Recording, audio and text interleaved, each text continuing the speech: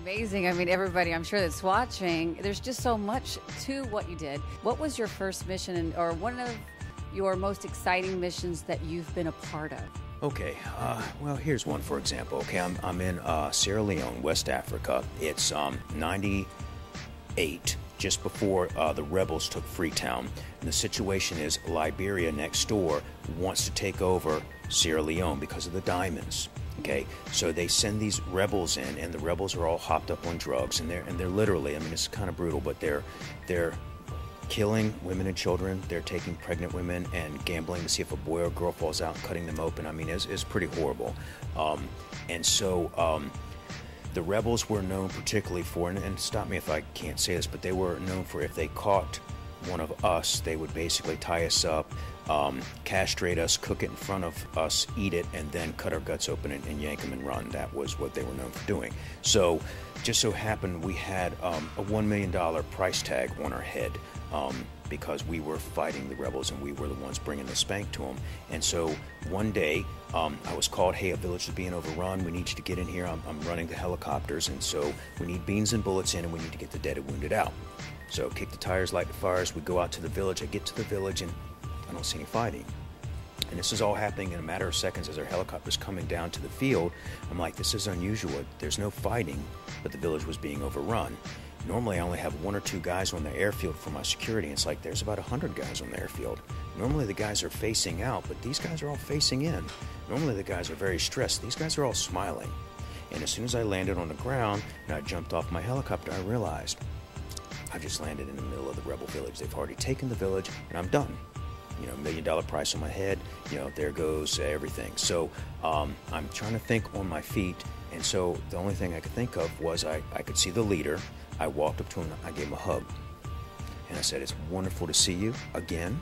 Okay, I've got a whole bunch of beans and bullets for you. I need you to get all you guys, offload this. I got 2 more loads to get back to you before it gets dark, so let's get it done.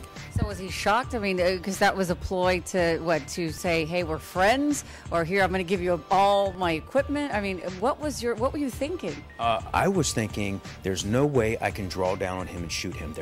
We're outmanned, we're outgunned. There's no way my helicopter could take off again before these guys could shoot it out of the sky. So the only thing I could think of was to play on the fact that most of the white guys, there's so many black guys there, they all look alike to us as far as those guys are thinking. So I'm going to play to that and make him think I just mistook him for someone else. He'll think I'm going to get free beans and bullets. I'm going to get 2 more loads, and then I'll kill this guy later.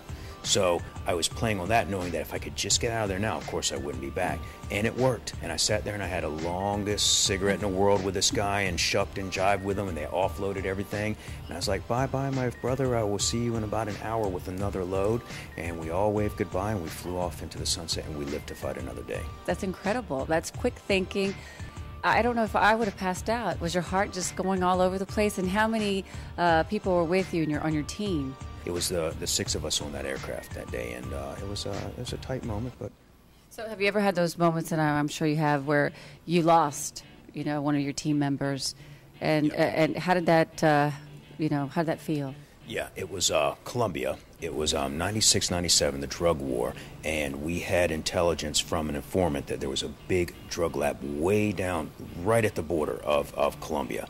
And so we made a really long flight to go down there, and basically they had been tipped off, and they were waiting for us. So we landed, we got off the aircraft, we were gathering up our little boats to go across the river and assault the drug lab, and they opened up and they ambushed us, and my very best friend got shot in the head with an AK right in front of me, and it was important to me to keep him alive. I knew he was done. I knew the wound. I was met him. But I kept him alive until we got back to the base, and I had to keep him alive through the firefight. So the bullets I could feel the heat of the bullets going by my ears. It was just mad chaos.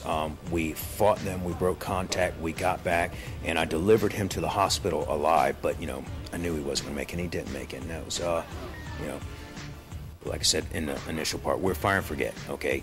We might not make it, but we're in here for the long haul, and so we go in with a mindset that, okay, we might not come out, but we believe in the cause, and that's the big differentiating factor between us and a lot of the other forces is we are extremists and we're believers.